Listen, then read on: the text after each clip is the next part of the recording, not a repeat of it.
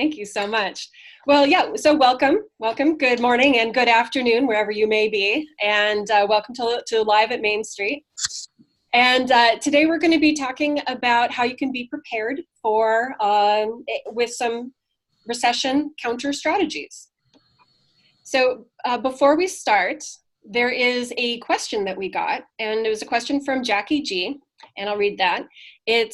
I would be interested in your thoughts and comments on opening and using foreign bank accounts with alternate currencies as part of an overall strategy in recession.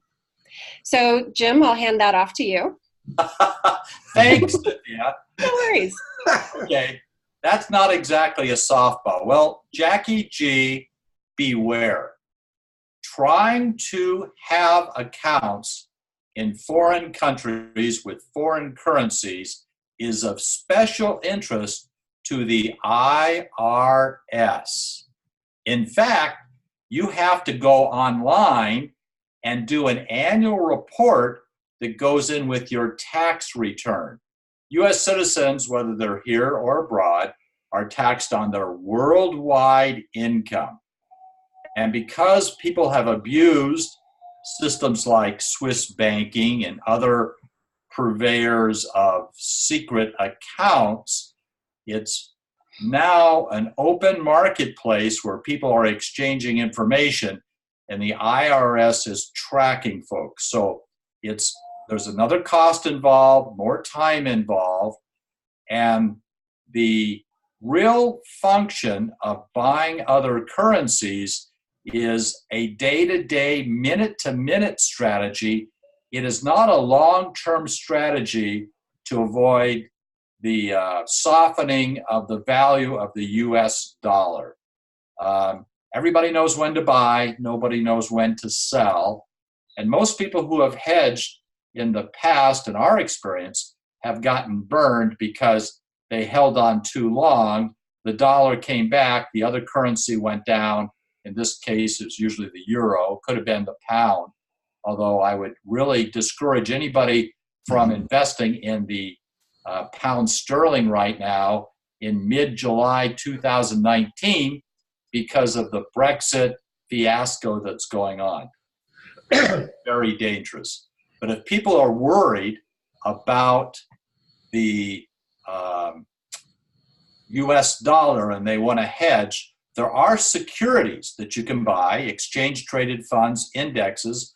We have a client in the Netherlands who gets money from the US, and she wanted to hedge against the euro, and we found her an exchange-traded fund to do that. That does not revolve any reporting of foreign accounts. So that's a much better strategy than trying to buy another currency and keep it in a foreign market. I hope that answers the question, and we'll move on. Cynthia? Okay, great. Yeah, so we'll dive right into the recession counter strategies. And I know you've got a couple. Yes, I do. I remember very vividly 2008. We had two clients who just couldn't even sleep at night as they watched their value in their portfolio go down and down and down. And I gave them permission because they really couldn't cope with the market at all to go to cash. Now, they may have paid some capital gains taxes, but that was less than the loss in their portfolio over the short term. What happened, though, is most people remember it started going down in September 2008. By November 2009, it was back to where it started. So it went down deep quickly, but it came back just as fast. So going to cash is one strategy. It's not always the best because when do you get back in? And obviously, we have more stories to tell about people who waited and waited and waited, and then they contacted us in 2010 and said, is it safe to get back in? They missed all the upside. So that's strategy number one, go to cash. Strategy number two is fully fund bucket one. What is that? Well, we have the three bucket approach where bucket one is 3 years worth of withdrawals plus your emergency fund. And bucket 2 is maybe 3 to 7 years, mostly fixed income. And bucket 3 is your stocks, bonds, mutual funds, hard assets like gold, business assets. Those are volatile assets. So removing yourself from short-term volatility by having enough in bucket 1 is the best strategy that we can think of to employ, and that helps people sleep at night. On the other hand, yes, your overall performance might go down a little bit. However, I like to say that's the price for sleeping at night. So that's strategy number 2, fully fund your bucket 1. Thank you. And our strategy number 3 is changing the asset allocation in your 401k, 403b, TSPs, IRAs. And granted, these are your bucket 3 assets. So these are the ones that are actually meant for the longer term. However, if you're focusing on changing an asset allocation in these accounts, so it's your overall strategy is a little bit heavier in bonds, something a little bit more conservative. The one thing about these accounts is they're tax deferred, so you're not going to be getting that capital gains tax that you would if you went to cash in a taxable account. So that is one thought there. And then the real question is, when do you change it back? That's the same question that Jim has been talking about before, putting the money back into the market. Market timing never really works out as well. It's really difficult to market time, and you might miss the run-up. Another thought for countering the recession, the pending recession, is to put funds in precious metals. Like you might be thinking of the rush to gold or silver or platinum. And that's because precious metals typically move independently of the market. And so in that respect, it's a way to protect your assets from the volatility. Traditionally, it is viewed as a hedge against inflation, as well as some risk there. In a recession, when people are doing their flight to safety, they'll be going toward bonds, or they could go toward gold. And since there's that supply-demand, you know that in those particular instances, then gold prices would then go up because more people are going to be getting into gold. So for that reason, if you had a position in a precious metal beforehand, then those prices would go up. And gold, silver, platinum, etc., those are all commodities. And that just means that no matter where you get them in the whole entire world, they're pretty much the same thing. It's the same product, no matter where you get it. And so because of that, any impact on the price is not as great if the US has a recession, because you could get those commodities globally. So that is one reason for going into a precious metal like gold, and it could either be, you got the bars, the Canadian maple leaves, the South African Krugerrands, or the gold eagles, which is what we have here, or the ETFs. So that's another possibility there. And so, Jim, do you have any other suggestions? Well, I have one addendum to buying precious metals. Is remember that the capital gains tax rate on precious metals, if you have a gain, is federally 28%. That's a shocker to most people. And if you're a state that has state income tax, unlike me, that lives in Nevada, I'm a Nevada resident, no state income tax. But if I was in precious metals, I would have to pay a 28% federal capital gains tax. That's a lot more than 15% for most people in capital gains. And some people only find that when they do their tax return, a little late. Good point. So the fifth strategy is something that I employed and implored people to do in 2008.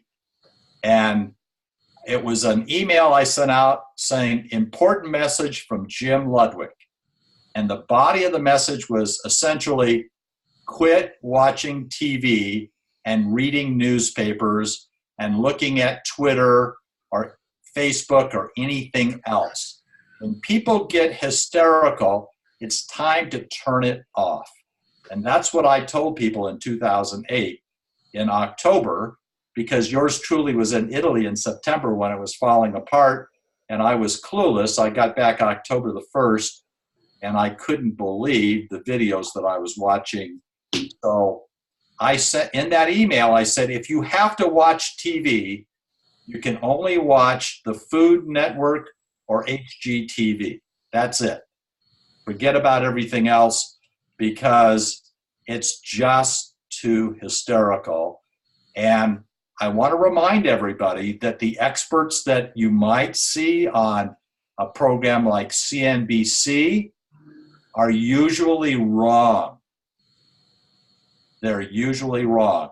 Go read the Wall Street Journal, June the 9th, where all 50 economists surveyed by the Wall Street Journal in January said interest rates were going up over 3%. All 50 of them.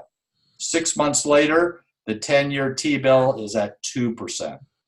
So you're not going to get any good news from TV, newspapers, or social media. If the markets are bad, just turn it off. That's great. So do we have any questions out there right now?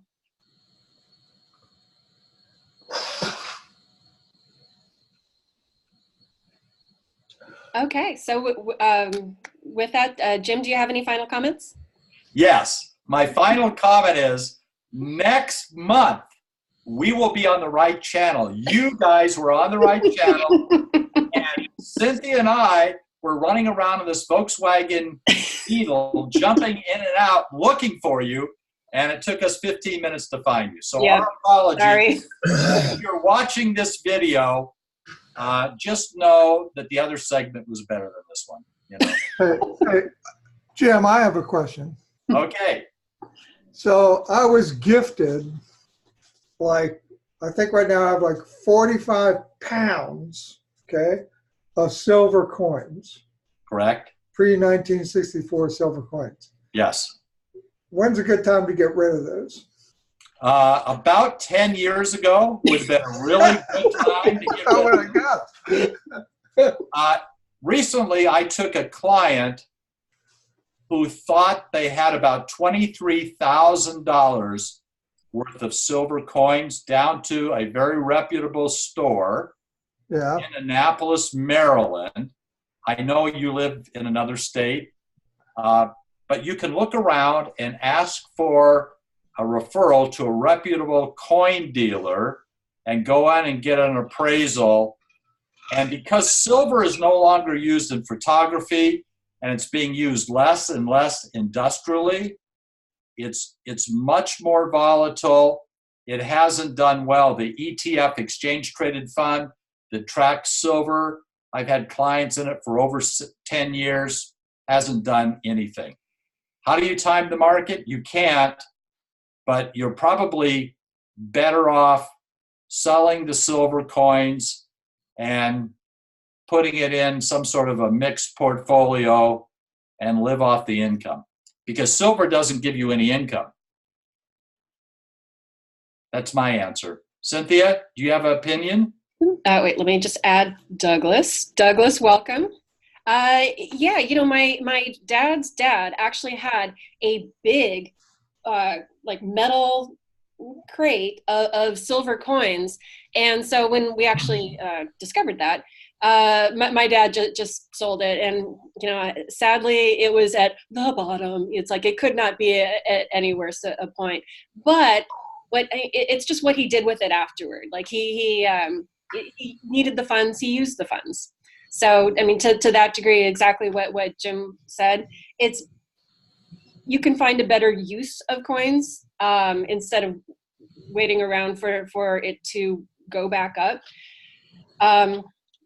But yeah, ultimately there's that. And if you do have a large amount of any kind of precious metal, there's a company that I've used before, and I've used it for a client that had gold bars and gold coins that they were selling. It's called A-Mark, and they actually have an armored car come and pick up the gold itself, and then it gets transported out to that location.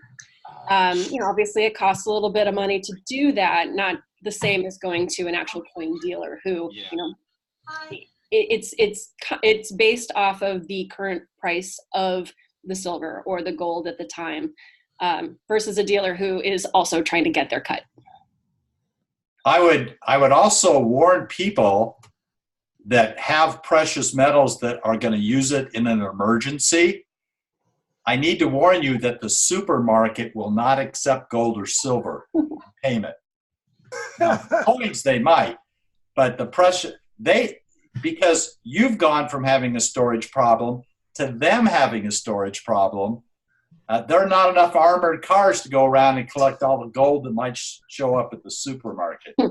So I can't put it in a coin machine at the at food line.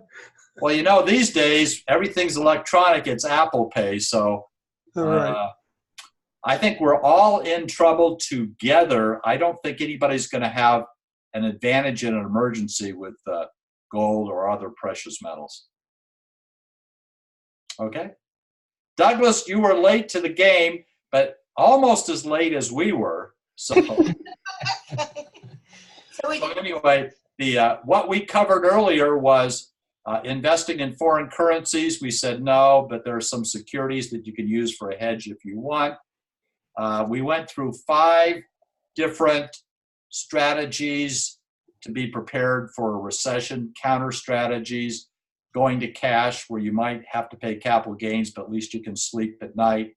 Fully funding bucket 1 with 3 years worth of withdrawals in your emergency fund, lowering your asset allocation in retirement accounts because there's no taxable consequence in doing that. You can buy precious metals, but we would think it's highly taxed at 28% federally, plus state and local taxes if there are any. And the last strategy was quit watching TV, reading the newspapers, or looking at social media. And if you have to watch TV, the Food Network and HGTV are the only channels allowed. Got it. That's what you missed in a summary. Cynthia, anything else? Nope, that'll do it. That'll do it for me. Thank you, everybody, for showing up. Live with Main Street. It's been our longest program ever, but we're glad you were there. Bye now. Bye, everyone. Bye. Bye.